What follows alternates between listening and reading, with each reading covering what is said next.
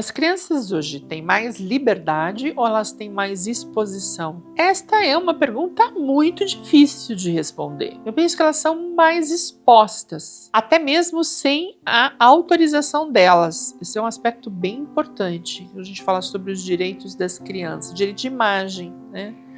Pergunta, será que os pais têm direito de produzirem uma exposição dos seus filhos nas redes sociais, mesmo antes dos seus filhos saberem o que significa essa exposição para eles? Uma pergunta importante. Penso que no futuro próximo nós teremos algumas questões destas sendo colocadas dentro do campo do direito, né? No campo das discussões nos tribunais, efetivamente. Veja, a liberdade, ela não é um status, ela é o resultado de uma conquista. A gente precisa entender que a liberdade, ela é o resultado de um processo. Ser livre é um processo que vem junto com a autonomia e com a responsabilidade. Então, não, uma criança que ainda não é autônoma, ela não é livre. Ela é heterônoma, ou seja, existe alguém que diz a ela o que ela pode ou o que ela não pode fazer. Então, uma criança livre é uma frase, em si uma frase contraditória. Uma criança não é livre, mas uma criança precisa ser cuidada, uma criança precisa ser protegida, ela não pode tomar decisões por si, ela precisa ser tutelada. Então não, as crianças não são mais livres hoje. E sim, as crianças estão muito mais expostas.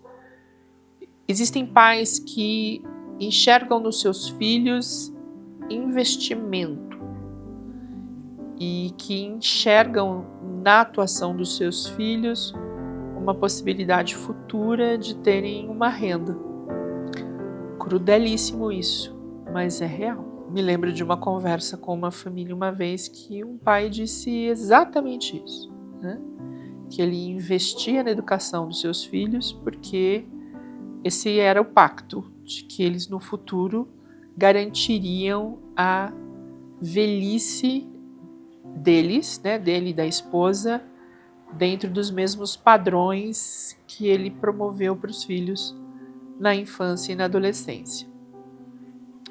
A grande questão é perguntar se os filhos estavam conscientes disso e cientes e se tinham consciência e noção desse pacto, né? Tem um ditado popular falando sobre isso, né? No meio futebolístico. A questão é, será que ele combinou com os russos? A criança fica exposta a críticas que ela, enfim, ela não tem maturidade para administrar e ela fica exposta a algo muito perverso, que é a violência e principalmente a violência sexual. Os pedófilos vão buscar cenas, situações, crianças e nestes contextos, efetivamente. Assim como existem as pessoas que se aproveitam do sonho, se aproveitam... Porque veja, há anos atrás,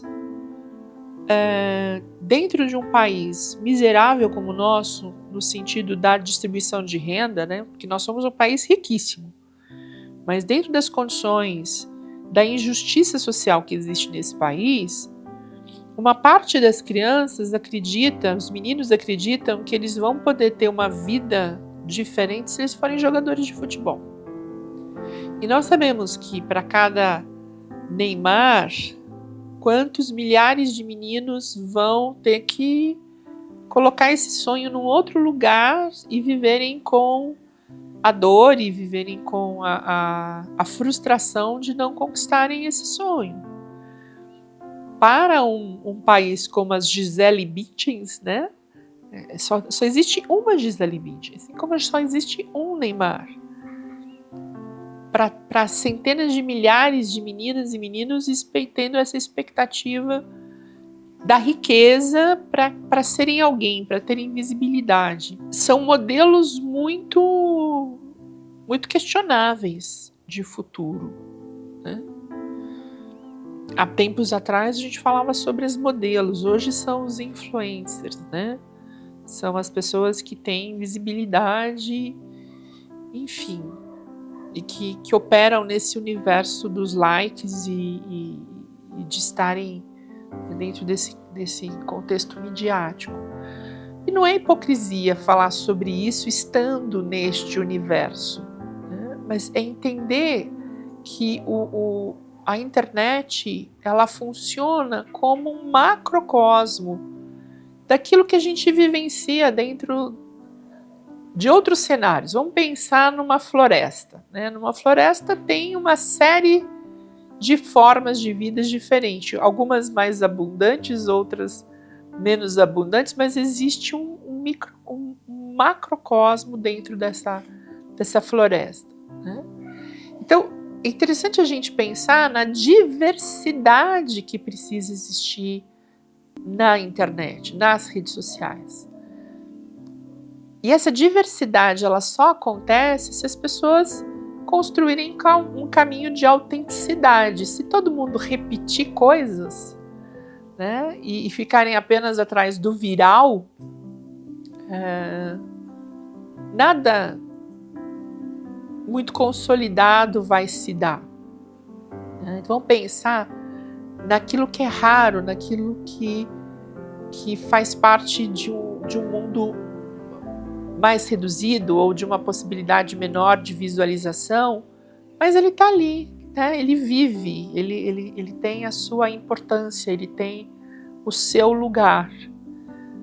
É importante a gente pensar o que é que você está assistindo, o que é que você está replicando, né? O que prende a sua atenção.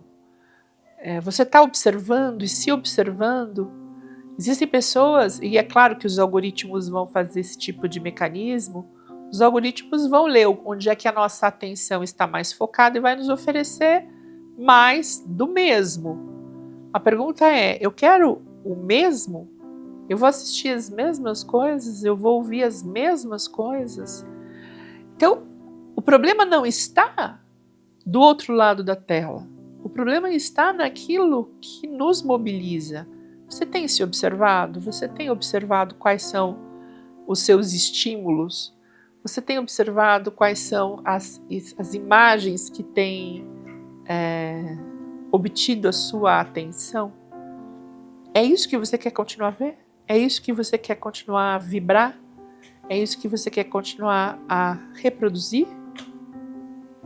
Vale a pena pensar nisso, hein? Se você chegou até aqui, que bom! Que bom que você está assistindo coisas interessantes. Vamos combinar, isso é interessante, não é?